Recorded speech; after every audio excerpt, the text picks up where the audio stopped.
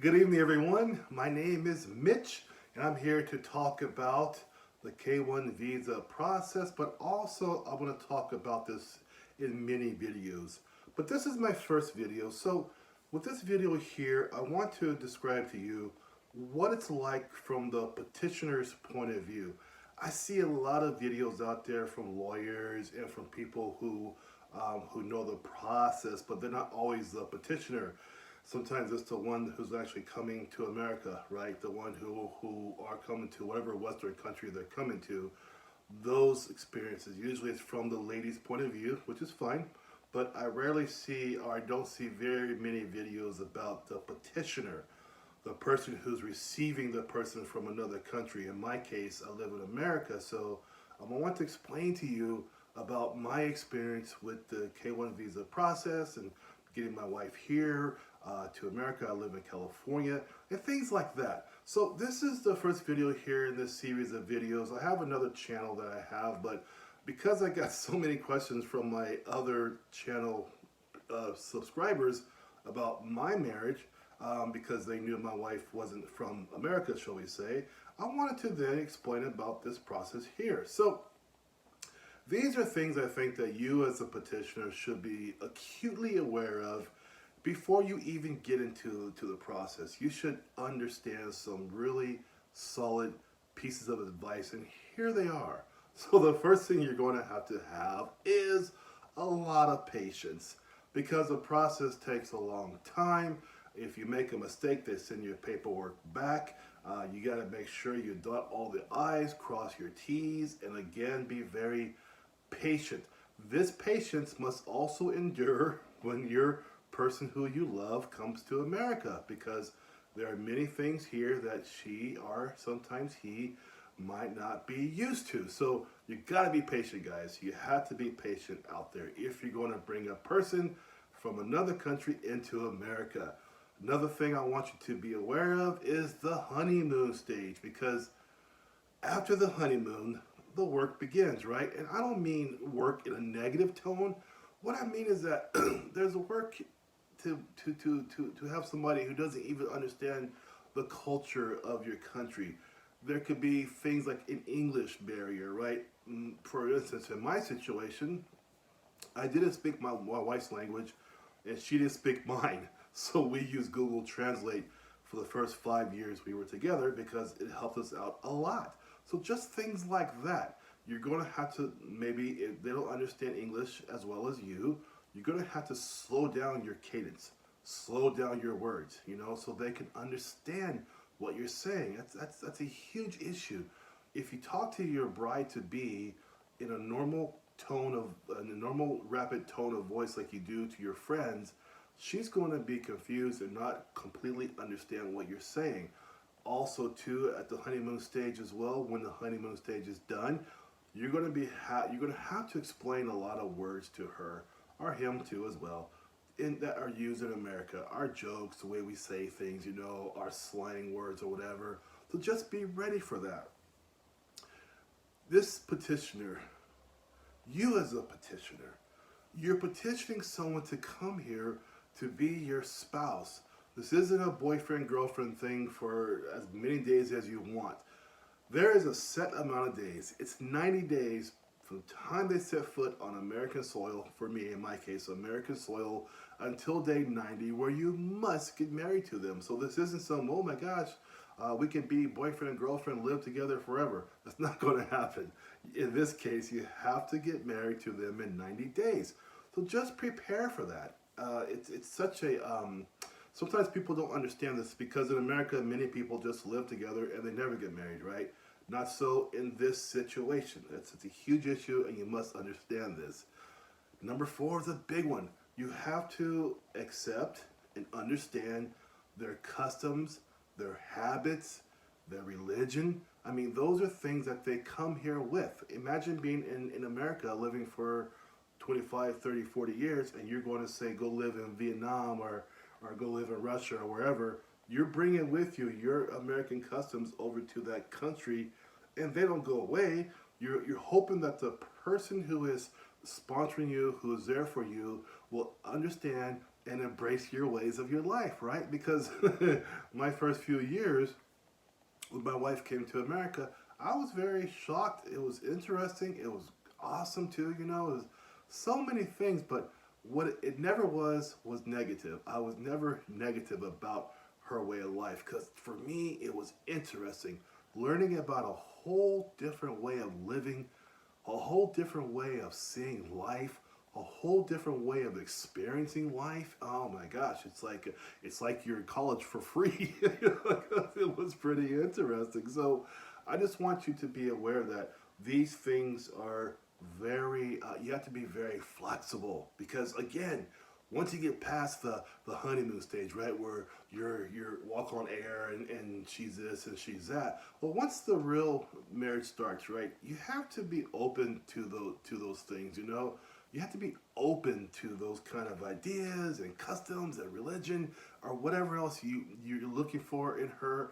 Make sure you're flexible because she's probably not going to have everything Western that you expect. So just be flexible for that, right? Another huge thing, I see this on sometimes online on Facebook or whatever. The petitioner, like myself, the man typically will expect her to work in a relatively short amount of time. That's just not possible, and it's not even fair, really. It's so ridiculous because USCIS will make sure through the paperwork that you can support this person. You know, you have to be able to support this person. What's the bare minimum you have to have for a two-person household is $21,550. You as a petitioner have to have proof you make per year to support that person. Because when they come here, like in America, for me, to California, I had to show them that I could support her with the way with my way of living now, you know, with my income now to support her. So if you're thinking you're going to have this typical, you know, where in America 82% of houses have two incomes, right? They're both coming together, whether they're married or not, living together, both incomes. It's 82% of men and women both work and they both bring income into the house. Well, not so when you get into the K-1 visa process because, again, the person's coming from another country. So he or she may not understand how it works, how to get a job here, and things of that nature. Yes, they can get a work visa before they get there. They can get a work visa. That's not typically an issue, but you cannot think that's going to be part of the overall equation of your household income for quite a while because they need to learn the American way, in my case, the American way of doing things. So that's how that works. So just understand it's not going to be the typical deal, right? Another thing to you guys I want to tell you about, if you're going to be a petitioner, you must know about the children. Some of your possible love interests might have children. So another thing you have to know is that the age of the children. That's very important because depending if they're married, right? So if they have adult children who are married, living in their country, you can still eventually, she can sponsor them once she becomes a citizen. But she has to become a citizen first, and even then, it's a long wait time. If they have children they have children that are minors, it's a different process, and I'll get into a video to show you that as well. But make sure you have that. Another thing you want to know about, it's not a complete requirement of USCIS, but you should know and you should expect to go see the person in their country or somewhere. They're going to want to see proof where you two were actually together. This takes away the online romance. People have these online romances, and that's fine, that's fantastic. But if you're going to go and proceed further with this online international romance, USCIS tends to want to see proof where you're together, hanging out together, photos or whatever, plane tickets that show proof of this have happened, you know, things like that. Now for me, I went there twice. I'm so happy, you know. So you'll want to show that proof. Now there are a few cases where proof like that wasn't required, but you guys, if you're serious about this person, you really want to show USCIS that you are legitimate, you know, you legitimately want to be married to this person. You should have shown or should have already or are going to do an action that puts you two together in the same place at the same time with photos. Understand? Last thing I'm going to tell you in this video here again, I said it at number 2, I'm going to say it again, you have to have patience. I say this a lot because I know some people who, some petitioners like myself, who did same thing that I did, found a wife from another country, and they have run out of those patients. You know, I see that online sometimes saying derogatory things about the person who they brought over here, asking them to do impossible things for them. I know, because it's just bad vibes sometimes, because these men and some women who are petitioners are not bringing with them patience to the equation. Imagine that. I mean, some people don't mind leaving their country, but some do. You're asking someone to leave their country to come and live in your country. In my case, it's America. No matter how bad or good their country is or was, it's still a huge thing to do, to get up and go somewhere else to another country. It's a big thing. Yes, I know. Some countries are so terrible, people do want to leave. I get that. But not even in your terrible countries, you still have family there. You still have friends there. The person still had history and memories there, right? It's still a big deal. So when they do all that to come to America, it is imperative that the sponsor, the petitioner, excuse me, always has patience for that person. That makes their life here easier, because for those first few years, they're going to depend on you for so much. You know, from the time you wake up to the time you go to bed, they're going to depend on you. And yes, it gets easier and easier and easier, because they hopefully, through your encouragement, will become more independent, which is what you want, right? You want this person, of course, to be in love with you, and you love them. But to truly love a person from another country means you want to help them get more independent in your country, so they can do more things while they're here, right? That's what it's all about.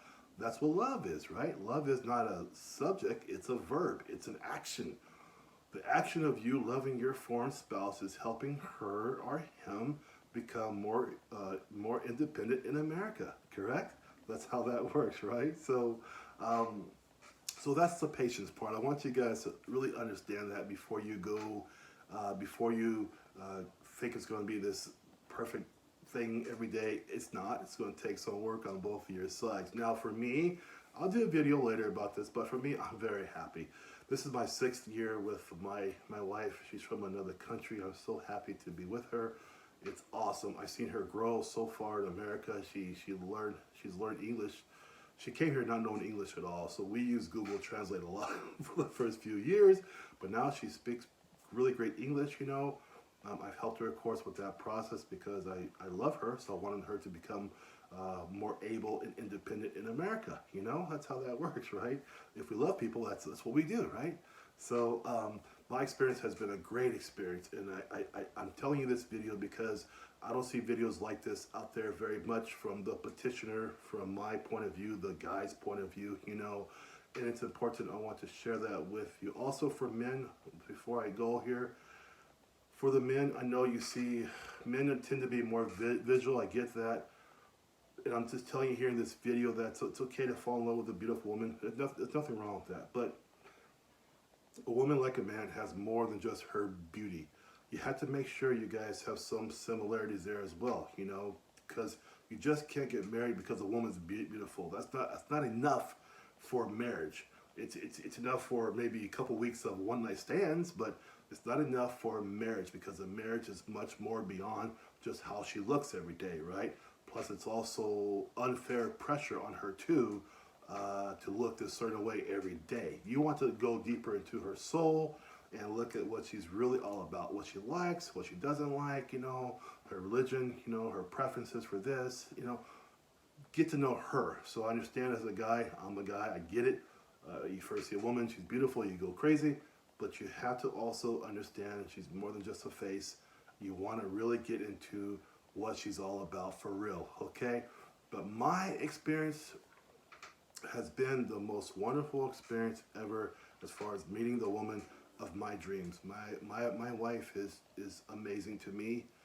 She's very beautiful to me. She's very intelligent to me. She's a very smart person. And we like to we do many things together. We love to do things together because we feel our souls are very similar, very close together, okay?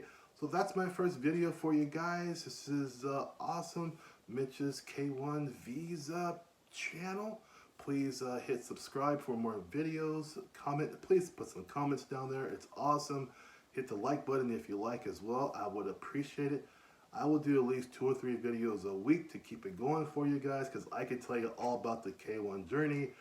Then from there we'll go into my marriage, you know, and give you my experiences. I'll read some viewers' comments sometimes, but let's have a good time with this channel, okay? Let's do it. All right, you guys, take care. Have a good day.